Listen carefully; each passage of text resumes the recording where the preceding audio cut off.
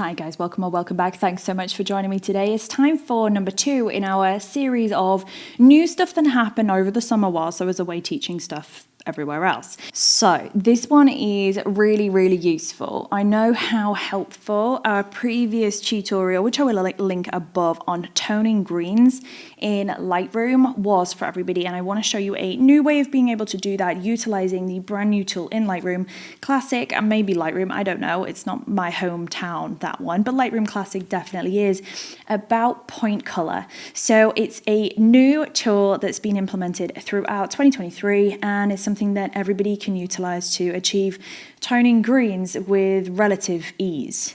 Let's get into it.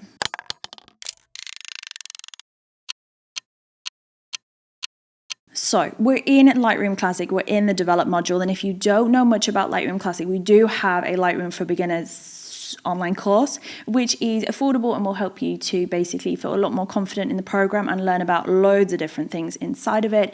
Inside the develop module, you have all of your tabs down the side, and for the purposes of this tutorial, we're going to be going ahead and being in the color mixer.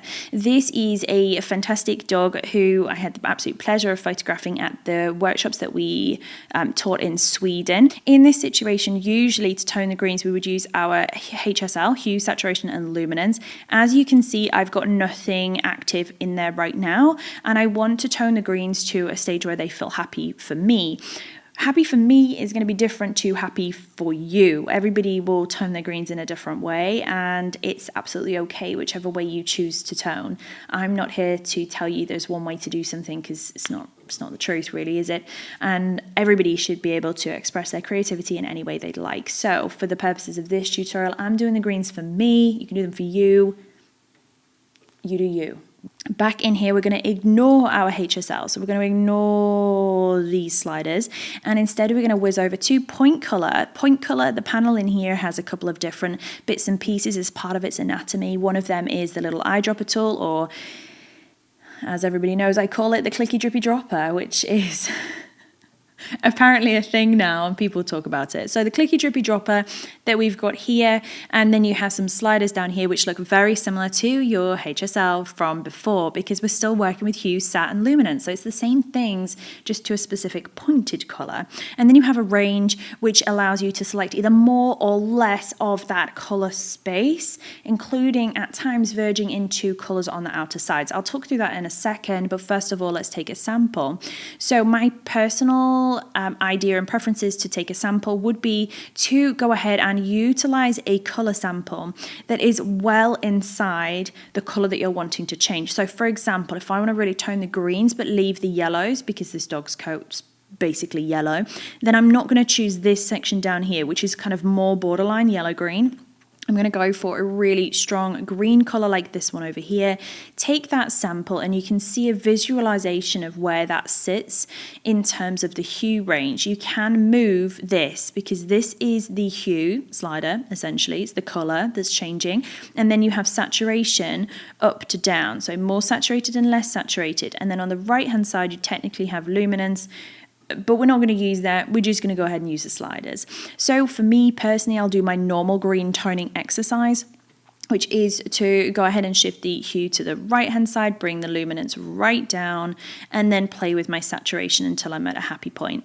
That is how I personally do tone my greens. You can do it a different way, like we've said, everybody each to their own. So then we have the range. So if you notice, some of the greens have been included, most of them have, but perhaps some of the ones on the fringes down here that are a little bit more yellow aren't coming through in this party.